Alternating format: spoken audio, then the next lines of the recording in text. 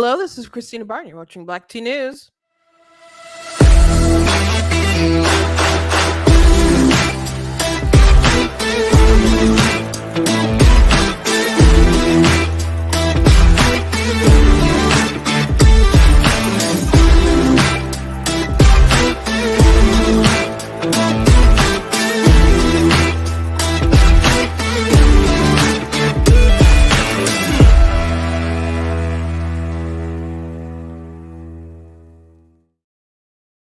Hello, welcome to Black Tea News. I'm your host, Christina Barton. Today we're going to be talking about this wire transfer that Hunter Biden received from China.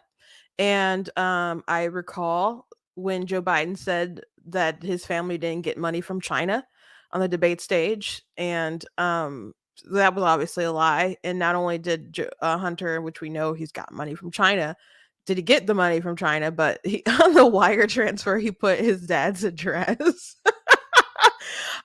For as far as who would be the beneficiary of it. So it's funny that there's people on the left are like, oh, well, they're just putting a permanent address there, and he lived there with his dad, and they're also like, and this is during the pandemic, and it's like this was in 2019, so we're not quite there yet. Anyway, we'll be talking about that today. Also, we'll be talking about the League of Legends. This has happened or been in the news the past couple days, but I'm just not getting to it. But they came under fire for uploading a video for their Game Changers program that is supposed to encourage women to be involved in esports. But the video they had was like mostly all men with long hair. You catch my drift. So I've said this many times, if a man can just identify as a woman, what does it matter if you want women to participate or be in the workforce or have special achievements or whatever? Like what does it matter who's the first female president when being a woman is frivolous and all you have to do is identify as a woman? If there's nothing special about it, if Trump could just say like, I've always been a woman and I was the first female president, and then you'd have to give him that W. You'd have to give him that W if that's what your ideology dictates. So what does it matter any sort of achievements or involvement that women have in any sort of academia or sports or whatever? What does it matter if men can just be women, if it's so interchangeable? And also want to talk about this video. Libs of TikTok had put this out there, but there was a school that had a video done about microaggressions, and white people, I guess, are mosquitoes. No joking. I mean, I suppose the mosquitoes are supposed to represent white people, so we'll watch it. And I think microaggressions, what they define as microaggressions, I can say that I have experienced them, I suppose, but they're micro because they're not a big deal. But we'll just watch it. We'll get into it. But anyway, thank you guys for joining me today. Thank you guys for those who are watching it live, those of you who watch it back. See you in the chat. Thank you for being here. If you like what I do here, please go to blacktnews.com. Check out different content on my website, different articles, different videos, etc. If you like what I do here, please consider leaving a donation at the website, blacktnews.com. It costs to stream, costs to run my website, all that different stuff. So if you would like to support in that way, very much appreciate it. If you're watching on Facebook, you guys can send stars. If you're watching on YouTube, you guys can send super chats or super thanks. And I do thank you for all that you do. You guys can also check out different merchandise that's available at blacktnews.com. That's cool to get. Like, of course, we got Black Tea Mug. We got this cool Frederick Douglass t-shirt that's really awesome. The Constitution is a Glorious Liberty document. We got these cool Free Canada shirts, and we talked about the Nazi thing yesterday. We're not going to talk about it again, but man, that's still a crazy story. a standing ovation for a Nazi, and they're just like finger pointing, and but the speaker did step down, so it's a pretty big deal. But anyway, check out different merchandise that we have, and also check out some of my books that I have on Amazon. I have 17 altogether that are published. Most of them are fiction, like range from like middle grade to like new adult and stuff. I write basically anything my imagination, any direction it wants to go. But I do have two nonfiction books. One is a faith book, how to uh slay your fear, how to overcome a spirit of fear, and the other one is, of course, God is blatantly against abortion, and it covers theology, it covers rights, it covers science, it talks about the politics of the day and stuff. So it's a very informative book, so I encourage you guys to check it out. Just find me on Amazon, follow me on Amazon, and I thank you to those who have done such things. I do have a bit of a meme that I want to share. It's not really a meme, but um there was an atheist who had was reaming on religious people, I guess, and their need to wear a cross. And so Shoe on Head, who I don't know is religious at all, she pointed this out, and some tweets that they had before. So I wanted to share because I thought it was funny. Um, give me 1 second as I share my screen with you guys. And Shoe on Head is not a person on the right or anything, but I first started following Shoe on Head because she was just covering some feminist stuff and pushing back on some stuff. So anyway, atheist dad here said, I don't wear anything that states my lack of belief. So why do Christians feel the need to tell the world their belief system? And Shot Chaser, real atheist. Aha, worn with pride. Uh, okay, so that's a okay. So one, this person not living up to what he claims there. Not at all in the least bit. But as far as why do Christians wear crosses or different apparel that says blessed and other things like that, why shouldn't we broadcast those things, especially if it's a good conversation starter, if we feel that it helps us evangelize in any kind of way? And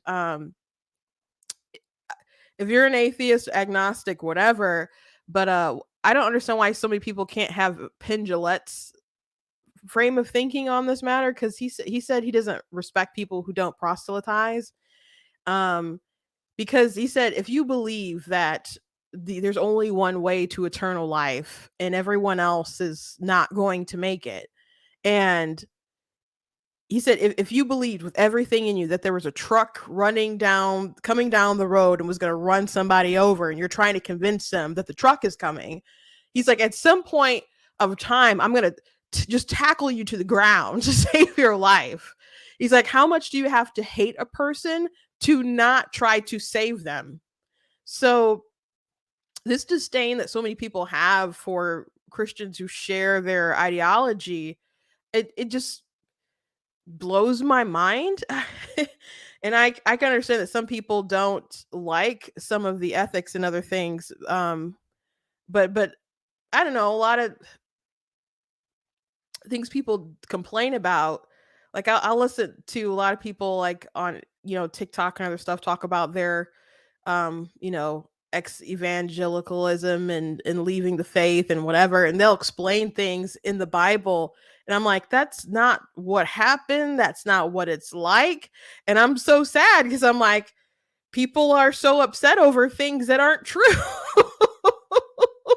you know and I don't know if a lot of people are just getting things from Reddit or whatever, but and just repeating a lot of things, um which someone hears it, like I think I mentioned it the other day. I made a video, but I haven't posted it yet, about people being upset about the idea of hell and there being a finite punishment.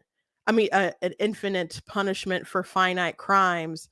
And a mutual friend of mine had brought that up, so I did like a whole video, like talking like, here's like 8 reasons why that frame set doesn't make any sort of sense. So watch out for that video. But yeah, I'm just like, if that's what's steering you away, these like baseline surface level things, I'm just like, man, just go seek someone out and get some real questions answered, man. Um anyway, why do atheists like him feel like they have to evangelize their worldview? That's the good question. That's the good question. Because I don't I don't war against Santa Claus. I mean, I don't appreciate, I guess, people lying to their kids about the cookies and the milk and all that stuff. Sorry guys, you're being dishonest. But I don't like make it my mission to, like, I don't know, ruin the lives of children and be like, he's not real. So I don't have that sort of disdain for something that I don't think is real. So, you know, and you can not like it, but the I mean, Christianity has led to much charity and innovation and um you know, all around society, our legal system, the there's you know, our country so much is positively influenced by Judeo-Christian values, whether you believe or not. So the regardless of whatever church hurt you might harbor, it's I don't know, I don't understand the massive hate. But anyway, made me chuckle. I just wanted to share. So anyway, let's get to the big story about Hunter Biden and the wire transfer, which is pretty interesting. Comer dropped that, I think, was it late last night or maybe it was early this morning. But here's an article from Daily Wire. 260,000 in Chinese wires to Hunter Biden listed Joe Biden's home as beneficiary, address report. President Joe Biden's son, Hunter Biden, allegedly received wires sent from inside communist China for more than $250,000 in 2019 that listed Joe Biden's home in Delaware as the address for the beneficiary of the money. Fox News reported that House Oversight Committee Chairman James Comer, Republican from Kentucky, obtained the information after subpoenaing bank records. The banks produced records of two wires originating from Beijing, China, and linked to BHR Partners, a joint venture between Hunter Biden's company and a Chinese investment company where Hunter Biden served on the board of directors, the report said. The two wires that were sent to Hunter Biden in the summer of 2019 totaled $260,000 and listed Hunter Biden as the beneficiary, but listed his father's home in Delaware as his address. The report noted that, and that's an important distinction. I think some people are just like, people on the right are like, well, look at this. It's listed as Hunter's house. And they're like, well, that doesn't mean that it was Joe Biden who directly got the money. Yeah, it's still, Hunter's account or whatever, but it's the thing is, I remember, I'm sure you guys remember, Joe Biden was, at first people was like, Hunter did nothing wrong. Hunter did nothing wrong. Joe insisted that he didn't get money from China when Trump was on the debate stage. Was like, you guys got money from China. He's like, we didn't get money from China. You guys are profiting from China. And so it was this big lie, all to protect Joe, all to protect Hunter. And that just wasn't true. And obviously wasn't true. And I do think it's funny though. You're doing all these things and you list your dad's house who's running for president to get these different wire transfers. It's like, does he care at all? Does he care at all about one day getting caught or anything like that? Because like sending threats of like through WhatsApp message, be like, my dad is right here next to me. That was nuts. He never probably expected when he was ranting to his daughter about, his dad taking half his money, that everyone would find that out eventually. But the WhatsApp threat, that's crazy. That is crazy. So again, they listed Hunter Biden as a person who's receiving the money, but it was his dad's address that they were using. The report noted that Hunter Biden allegedly lived in the home during the various points in time from 2017 through 2019, but it was not clear if he was living at the home when the 10,000 wire was sent in July 2019 or when the second wire of 250,000 was sent in August of 2019. Bank records don't lie, but President Joe Biden does, Comer said in a statement. In 2020, Joe Biden told Americans that his family never received money from China.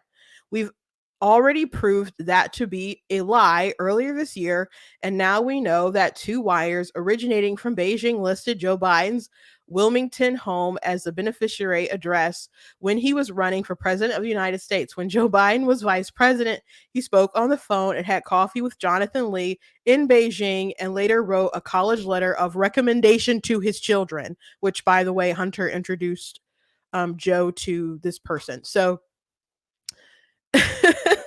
they're both so entangled with one another, and there's Democrats who are dismissing like, oh well, yeah, I'm okay, I'm not going to vote for Hunter.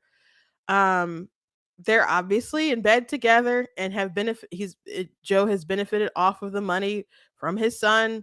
If you According to his son, according to his son, is not speculation from us, according to his son, in a conversation he had with his daughter, Joe Biden takes like half of his money. According to other business partners, there's Joe Biden takes a percentage, he takes a cut, he's the big guy. So this He's talked to his business partners, he's met them, he's had dinner with them, he's taken pictures with them. It it's all entangled. It's all entangled. We'll see if there's any other charges that will, befall Hunter Biden from the DOJ. They felt, I would say, probably pressured to act on the gun charge that they eventually charged him with after they tried to help him get away with it with a plea deal. But the gun charge doesn't link back to his dad in the way that other things link back um, to his dad, as far as like his taxes, um, or any FARA violations that they could charge him with.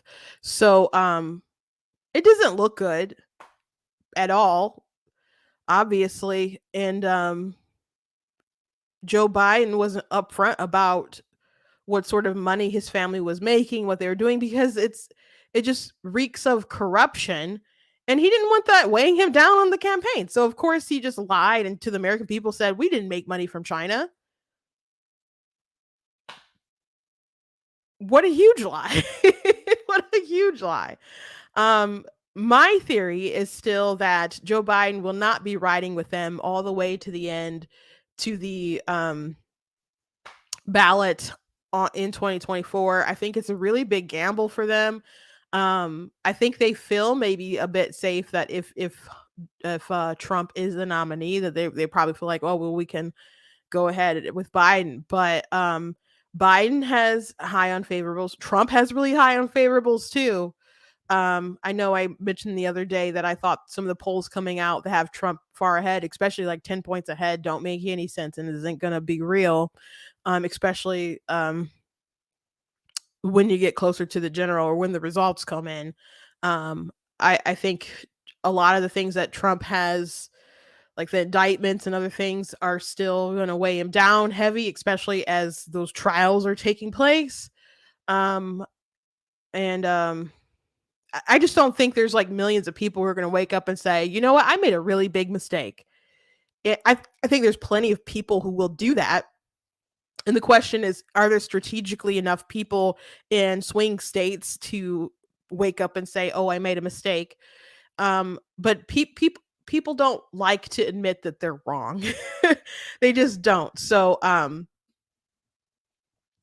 it's a coin toss maybe between the two of them. But I don't think at the end of the day, Democrats will maybe take that big of a gamble, especially with the economy doing so poorly, especially with the border being out of control. Biden's getting like 20% approval rating on the border. And thanks to like people like Governor Abbott in Texas and them sending migrants up to, New York and Illinois and stuff. These people in blue states are mad at their leadership.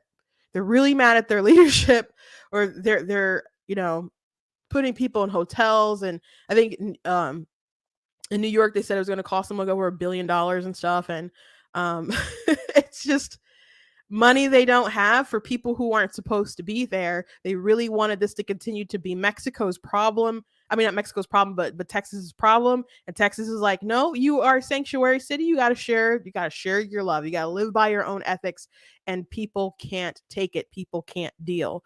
So, I think at the end of the day, there's other people who are gearing up for a run, and they may coalesce around someone else. Gavin Newsom is obviously running for president. Um, Gretchen Whitmer has her own super PAC. They're raising money. She's has higher aspirations for office, and we'll see what happens. But Joe Biden is also in danger because he has third party challengers. You have Cornel West who's running, and so there's some people really mad about it, but he's doing it anyway. So he could take up not a huge portion of votes, but enough that it would, weigh the Democrat Party ticket down. And he has more name ID than I think the average bear who runs as a third party candidate. And Kennedy also may run as an independent if they don't really give him a fair shake. So we'll see whether he will or won't just get in line and get with the program. But it's something that is going to be big trouble for Biden. Especially if there's no turnaround with the economy, the border, things that are really on people's mind. Like, they can try to make the election about abortion and other things like that, but nationally, I don't think it's going to play as big as a role as other stuff going on if things are so bad. But we'll see. But I think they're more likely to replace Biden than we are likely to stop Trump, I guess. So it's probably going to be, it could be a rematch, or it could be Trump versus a fresh face. And Trump has high unfavorables too, so I don't know, guys. I don't know what's going to happen. Anyway, let's move on. So League of Legends posted this video and they've got some hate from it because, well, they have a program, let's say Game Changers, that are supposed to encourage women to be part of esports, and you can see for yourself why it upsets some people. Is a really important event to me. And it's very close to my heart. I've been in every iteration of the program since 2021, and the 2021 program was actually my first ever comp experience, and so that was really, really exciting and really sparked my drive for the game in a really big way. LCS Game Changers to me means, I think it's just an opportunity. I think it's a really good opportunity. Something especially that I've struggled with is getting the chance to prove myself, actually getting the opportunity to go to tryouts, to play in combines is something I've been denied several times, especially even in times where I really should have been given the opportunity. And so it's really just a wonderful opportunity to show myself off and show off what I have. And I'm sure a lot of the other players feel the same way. It's more about to show everyone what we are capable of, and instead of punching each other, we lift each other up. That's how we show everyone that we are good. To me, LCS Game Changers means uplifting women and people of marginalized gender and demonstrating how, despite what people may think, we're actually very talented. LCS Game Changers to me is much more than having this competition and going to LA and meeting new people. It's for me, it's this light at the end of the tunnel, because especially women, and especially I've dealt with a lot of bad things in this community that has really pushed me and shied me away from committing all my time into this.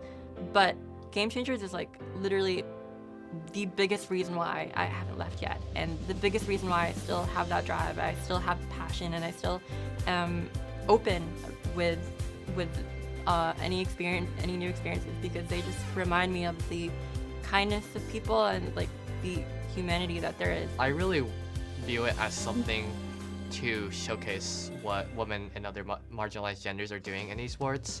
It's not really something that's on the forefront of a lot of people's minds, but it's something that's really growing and ever increasingly important in the field, because there is so much of a population of women gamers, and I know that some of them might not feel like they can do it, but I hope that this program shows them what the capabilities are.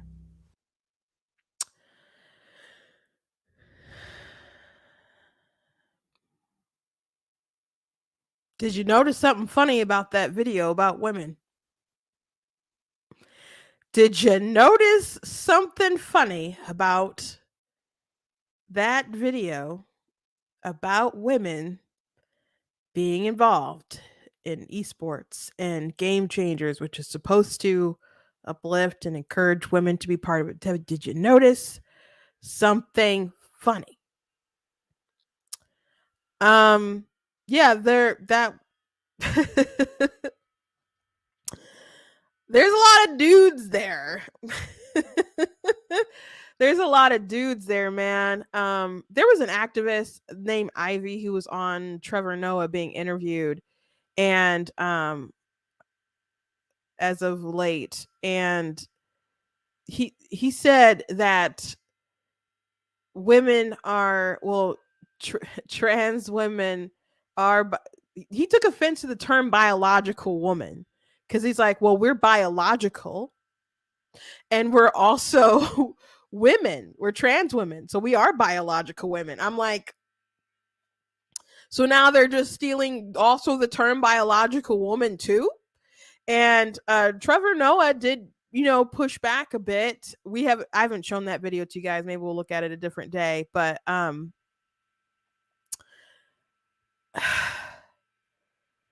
all of these gender stuff, it's meant to, separating sex and separating gender is not about keeping them separate. It's about undermining sex. Now, if you're playing esports or video games or whatever, why does someone who identifies as a woman need to separate at all? Just be with the dudes and call it a day. Like, not, they can have a special thing that's for trans women or people who identify outside of like the normal gender binary and stuff. They could do that, but they don't have to flood the female space with these guys with long hair. I just don't understand it. I know someone who games with someone who is trans, and man, they can't stand trans people. They're really based. They're really based. But it's just, a small part of their life, but other people make it such, their personality and everything that they are. And if you deny their experience, you or say they're not what they are, then they're like, you're saying I don't exist, and they go into all this off the wall stuff. But yeah, they're being reamed for it, and they should be. Again, like, what is the point of having special things or uplifting women and saying we need more women in STEM, or we need more women in the workforce, or we need more women, in office, or anything like that? What is the point of saying we need more women to do things if men can just simply grow their hair long and say I am a woman? They could just take some hormones or whatever and say I am a woman. If men can do that, then what is special about being a woman to the point where you feel that we need to be inclusive and have women in stuff, or celebrate when women make particular achievements? Because all it takes is someone saying that they're trans, and then that just changes history. I already said this earlier, but what if Donald Trump was like, I've been a woman the whole time? I am trans. And all of a sudden he's the first female president. Like what? So what does it matter? Like people were crying and so excited when Hillary Clinton, got nominated, and they had that big video where they showed all these presidents, and then they there was a sound of glass and it crashed and the pictures fell, and then you saw Hillary Clinton and they had this fight song playing, and women were just weeping in the audience. And when Hillary Clinton lost, they're just like, oh my gosh, I wanted this for my daughters, and I can't believe she lost to this misogynist, and it's so terrible, and we thought we were gonna have our moment. And you had people on the campaign trail who were trying to say stuff like Bernie was sexist. And there was one woman, I can't remember her name, but she was like, it's a cold, it'll be a cold day in hell for, basically said women who betray each other and don't support one another going to hell. So if you don't support Hillary Clinton, then you're a traitor to your sex and you're going to hell or whatever. So they played the gender thing so heavy. But what does it matter? What does it matter? What does it matter if a man can just grow his hair long and be the same? Now, of course, we know they're not the same and it's ridiculous, but there's people really out there trying to push. And then they kept saying women and marginalized genders and stuff.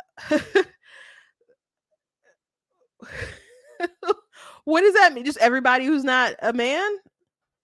Which you guys are men?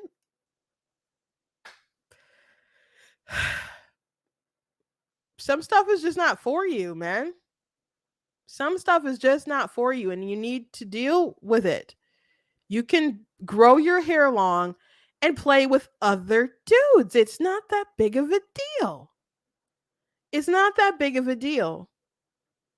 But it's crazy. Again, to make a video and there's like 5 out of 6 people are men, and you want to uplift women. So is this program just a joke? Is it that unsuccessful that you cannot find actual women to be a part of it? It's bonkers. Speaking of bonkers, let's just continue down this crazy train. So there's a video. Let me make sure it's gay. It was either Libs of TikTok or Gays for Groomers. I mean, Gays Against Groomers. It was Libs of TikTok. So Libs of TikTok reported that the staff at New Prague Area Schools, which is in Minnesota, they paid to produce this video. Guys, it's really racist. I'm just gonna give you a warning there. It's really racist. But this is, what we're doing now. This is what we're doing now. Are one of nature's most annoying features. But if you're only bitten every once in a while... No, where are you really from? Cleveland? Sure, it's annoying, but it's not that big a deal. The problem is that some people get bitten by mosquitoes a lot more than other people. I mean, a lot more. Whether it's on a date... Oh, your English is so good. Excuse me? Going grocery shopping. Everything happens for a reason. I'm just buying apples. Commuting to work. So when are you gonna have a baby? Watching TV. We have to keep the Redskins name. It's part of our culture and history. Or just walking down the street with your partner. I couldn't even tell you were gay. Mosquitoes seem to pop up everywhere. Do you know John? Give me shopping advice. I love Cher too. And getting bit by mosquitoes every day. Can I touch your hair? Multiple times a day. So pretty. Can I touch it, hair? please? Can I please? Is annoying. And makes you want to go ballistic on those mosquitoes. Which seems like a huge overreaction to people who only get bit every once in a while. It's just a mosquito bite. Who cares? Just another angry black one. Of course, beyond just being annoying, some mosquitoes carry truly threatening diseases that can mess up your life for years. Astrophysics? Maybe you should try this challenging major. Ow, my dreams. And other mosquitoes carry strains that can even kill you. He looked like he was up to trouble, okay? I felt threatened. So next time you think someone's overreacting, just remember, some people experience mosquito bites all the time. You're all so exotic. Wow. And by mosquito bites, we mean microaggressions. So,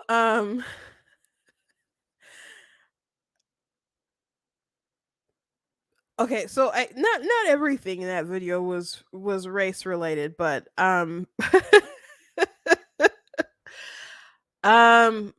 so they mentioned things about the hair, and so I half my school career I was in like an urban setting in like where I grew up, and I guess the city where I am now, but um then we moved out to like a rural area, and I was one of the few black people out there. Um and yet people were very interested in my hair. They were, and people don't always have the best boundaries, and they're very amazed, and it's not people all over, like my music teacher went to Japan for a bit, and they were very interested in her hair. And this is a white woman, but the texture of the hair was very different, so they were all into the hair too. It's not just a thing that white people do.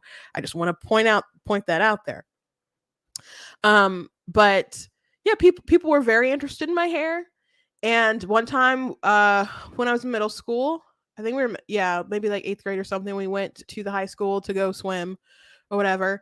And my hair got wet. And there's some boys like, dude, your hair, it's like dreadlocks. And I was just like, and they're like, it's awesome. I'm like, okay. I'm like, thank you.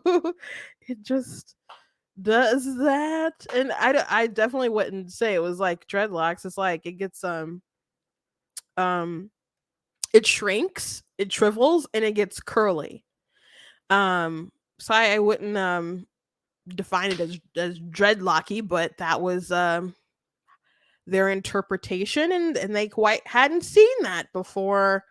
So yeah, you can face microaggressions, but it's really not that big of a deal. And the message of the video is that, well, there are some microaggressions that are more harmful than others, like the case where someone destroyed someone's dream. That's, when I laughed out loud, made me think of this commercial for Little Caesars.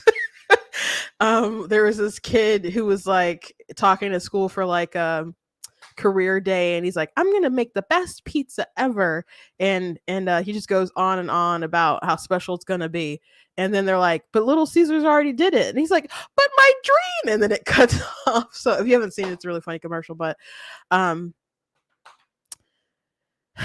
it's just really not that big of a deal. Like, now some people would get really, really, really offended by people asking questions or making comments or whatever, but I just took in mind the fact that these folks weren't exposed to a lot of black people apparently, and I could be a crazy person and just pop off, or I could calmly explain things, and so people could understand me as an individual, or as, someone with my ethnicity and genetics.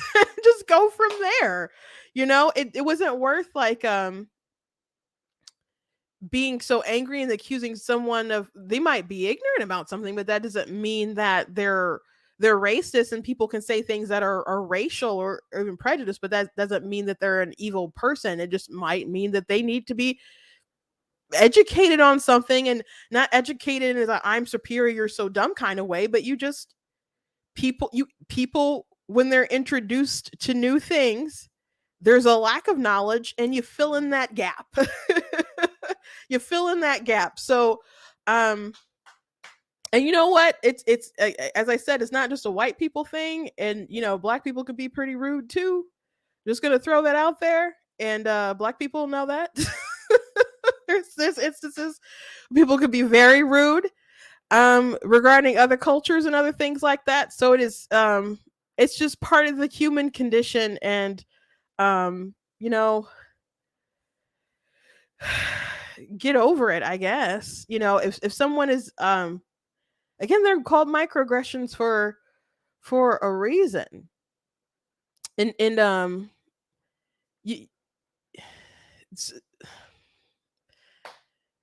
it's not worth like being traumatized for life out of things that people aren't purposely trying to harm you about. Like, why carry that in your heart, in your mind, in your soul for such a long time? Because somebody said something that didn't understand you. Like, you, at the end of the day, you control your thoughts, you control your emotions, and you control your destiny. Um, so you can, choose to ignore things, and you can choose to, like, again, like I would do, just explain and move on. Now, there are times when people can need to be checked. um there, I've told the story before, but I'm going to go to the whole story today. But there was an instance at my school, in high school, when the newspaper was going to do something very offensive, and I had to and no one was listening to my warnings up front, so I had to go behind their backs and go snitch to the principal. Yes, I am that person. And I stopped a pretty bad incident from happening. So sometimes people don't listen, and you got to do what you got to do. But and all those kids that wouldn't listen are, I 100% guarantee you, are liberal progressives. But yeah, but they didn't want to listen. I guess I might as well explain it. I got a little bit of time. So when I was in high school, I was in the journalism class, and they wanted to do a special paper. In April, we came out with a paper once every month, and they, since April Fool's Day was the first, they wanted to do a satirical sort of paper. That was their idea. And so they were talking politics, and Romney was running, and Hillary, they're talking about Hillary, and they're talking about Obama. And this was not this was in 20, I graduated 07, so this wasn't like the rematch or whatever. But this was like people still were gearing up to run and stuff. So so they decided to write about how, oh, women can't be the president. That's silly, because, and they're going to say all the sexist stuff. And they're going to say, well, Romney can't be president because he's Mormon, and say all this anti-Mormon stuff, I guess. And they're like, and Obama can't be president because he's black. And I'm just like, this isn't a good idea. Like, this isn't a good idea. And part of the grade for the class is you have to get people to buy subscriptions. So I had family who would get the paper who don't even live in the area at all. But they did a favor to their niece. So I just didn't want aunts and other people to open up the newspaper and read about how black people are just too dumb to be president. So I was like, this is not a good idea. And I voiced my concerns to the editors and I believe my teacher and stuff, and people just kind of weren't having it. So I went around the back and I went to the principal, and I was pretty tight with the principal. His dad was my dad's teacher. So we and when they were in Pontiac, but this was like out in Holly or whatever. So I explained what was going on, and he told me some advice. Just, oh, should I say it? Well, he just said white kids are dumb. And this is a white guy himself, and it's not like self-hating or anything, but I think he just wanted to just say, like, hey, kids do dumb things, give them some grace. At least that's how I took it, not to be like eternally racist against white people. Just like, you know what, kids do some dumb, ignorant things sometimes. So so he was like, I'm gonna take care of it. So he didn't put my name in it or anything like that, but he just asked to like read the paper before it went out. So he stopped the story, and then so I was in class one day and they were complaining about censorship, and then I just stood up and I gave a speech about why they were wrong and why it was dumb and why I'm glad. I'm like, y'all would have had the NAACP up here talking about y'all, and it would have looked bad on our school and all kinds of different stuff. So no one challenged me as I spoke. I wish I could remember everything that I said, but they just kind of stared like, I know, scared white kids, I guess. And then nobody said anything, and it was really awkward. Nobody was apologizing. They're all scared to like say something. So there was like a side, we were in the computer lab, and then the connected to the classroom. So then I just walked out the door into the actual classroom, and then I left and just skipped the rest of the period. And found my friend in the library and told her about it, and it told other people, and then eventually I talked to some other classmates about it, and then they're like, well, yeah, it didn't seem like a great idea. Nah. There was one kid who was like on my side, and he was a conservative who like listened to Rush and other stuff like that, who was just like, that was awesome. But yeah, that's what happened. And again, most of those kids who were like so gung-ho about the satiric, it wasn't written well, like it was satire, it just wasn't good. I guarantee you they're or at least they were, and I'm sure they probably still are, very progressive libs. But yeah, so I had to squash that, get that squashed. So sometimes you have to stand up to some bad things going on. But people talking about your hair and other stuff like that, it's just that's something that crosses, incidents like that cross ethnicities, religions, borders, boundaries, or whatever. So you can ask people to be more understanding, but to act like everything that people do in that regard is racist or sexist, or to the point where you just malign people or label them a particular kind of way. I don't think that's good. And comparing people to mosquitoes, I it's just not a good look. But I guess they're proud of it enough to commission the cartoon to be made. And I how weird is this world? Don't give kids reasons to have victim complexes, you know. Please don't. You know, and you could teach your kids to react better to people and to be more sensitive about stuff, but when people talk about microaggressions, you know, in a lot of cases you really can get over it, and it's nothing to harbor in your heart forever. Like, society is so terrible. It's just what it is. Anyway, thank you guys for watch. Well, there's one thing I guess else I just want to put on your radar before I let you go. There's been a lot of theft, obviously across the country, and there was a big theft the other day in Philly. Here's a video of like a liquor store just being robbed.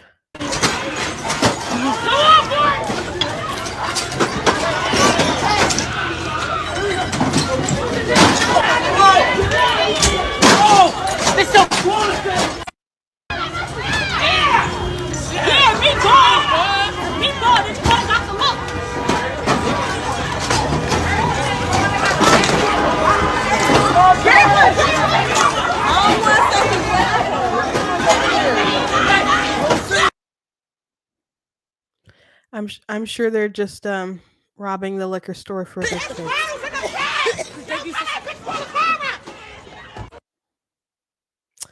Yeah. Yeah. It's for the children, I'm sure. No, when you make a culture of crime a lack of accountability for people when they're not going to be punished for things that they do, they'll just continue to act reckless and ruthless and will do whatever they want.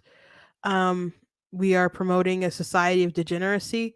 Part of this, beyond the police and people just not fearing repercussions and all that stuff, and which they should really just pass some laws and be really harsh to some people, and maybe they'll get it through their heads not to act like that. But police might arrest them, but you have to have people who will charge them and people who will actually convict them. Do you guys hear about that story? I think we talked about it a little bit when it broke, but there were two guys who beat a black. Was it two guys or three black guys who beat a white guy to death, like at LeBron's school or outside of the school or near the school or something, and the jury just um botched that one. Let me see if I can. But there's some instances where there's just kind of no justice when people do terrible things. Um, Maybe a lot of it has to do with where you're at and race. Here's one uh in 2000 June 2022. Um, Ethan Lemming was beaten to death. And initially, the people who did it, two people were charged with murder, but they were in, indicted by a grand jury on the lesser charge of involuntary manslaughter. And the Summit County jury found the Akron brothers, Deshaun and Tyler Stafford, guilty of assault, but not guilty of the more serious involuntary manslaughter charges of the killing of Ethan Lemming. Um, pretty crazy. Um,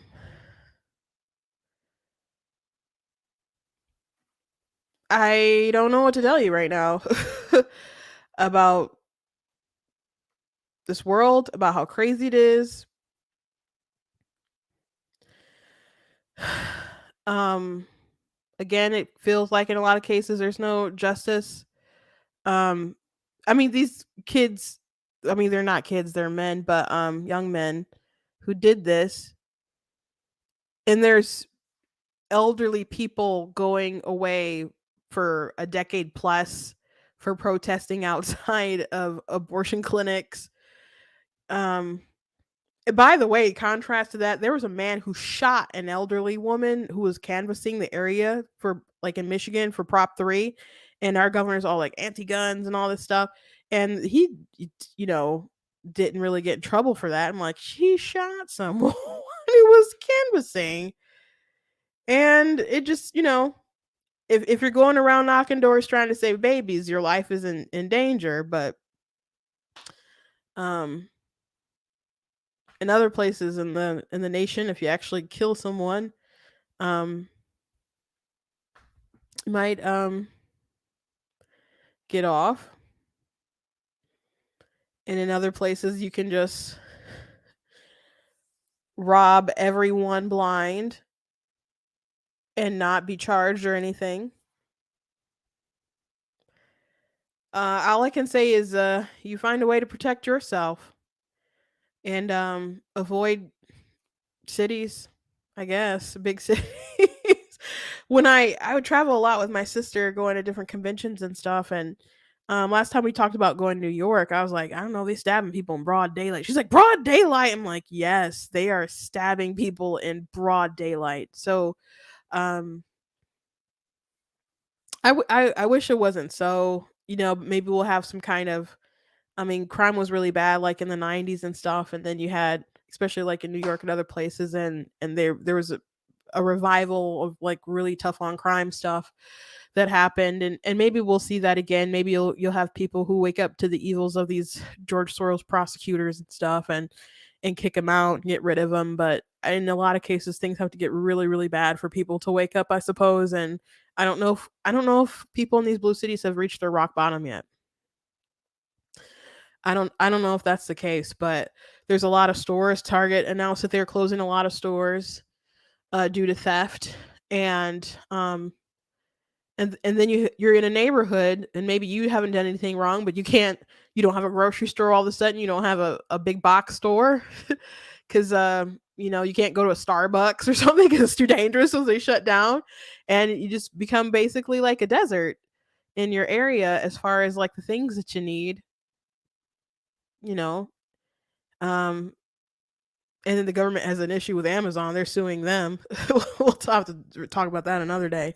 But they got an issue with you ordering stuff online and getting stuff through Amazon, I guess. They're trying to come at him for being a monopoly. But anyway, just pray for the world, I suppose. Just keep praying for the world, and you raise up right moral citizens, and have families regardless of what Pearl Davis says, and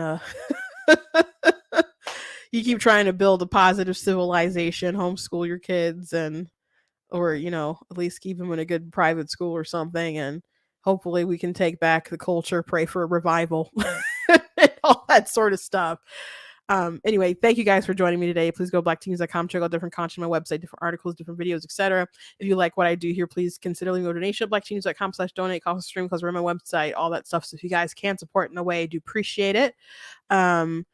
I did not get my Amazon wish lists together because I had an errand that when I was going to do it, I had an errand that ran over, but I will have it tomorrow. So thank you again for people who are interested in helping in that sort of way. So I appreciate you. Didn't forget, but I'll have it tomorrow. Check out different merchandise that we have at the store as well. Like the denounce white supremacy, defeat Joe Biden shirt with a lot of the racist stuff that he said on the back of it. We got the I'm not the victim you're looking for shirt as well. I do have different books that I've written you guys can check out, like my books, The Color of God's Eyes and Song of the Devil's Lips. So this is a historical fiction fantasy. Imagine like X-Men meets American Civil War. It's got a lot of fantastical stuff in it, but it's also got some cool historical stuff, like in the second book. If the draft riots, if you're not familiar with that, happened in New York, was pretty crazy, so that's like a big part of that story. But check it out. Look for me on Amazon. I have, so that's a historical fiction. I got children's chapter books, Super Kid 2. I said sometimes I hear some things with my nephew going to school and different trials and tribulations he may have. I'm just like, you should have read Super Kid, because Felix will tell you what happened, what you need to do. There's good life lessons in there.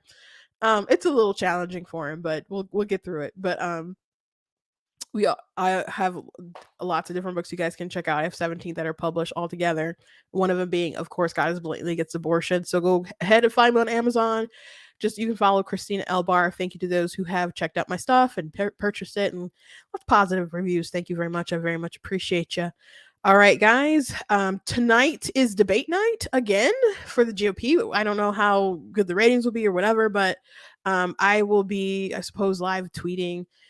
So if you don't follow me on Twitter, there's a link in the description to my Twitter page. It's my handle isn't Black Tea News, it's True Black Tea.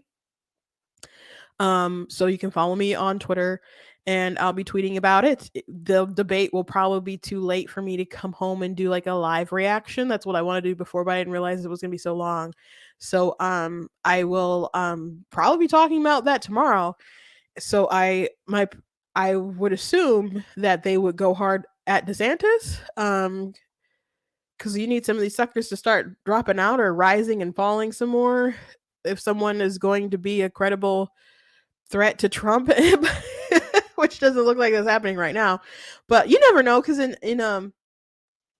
Iowa, there was a poll, I think like Ben Shapiro had retweeted or something, that like 78% of people in Iowa are considering someone else other than Trump.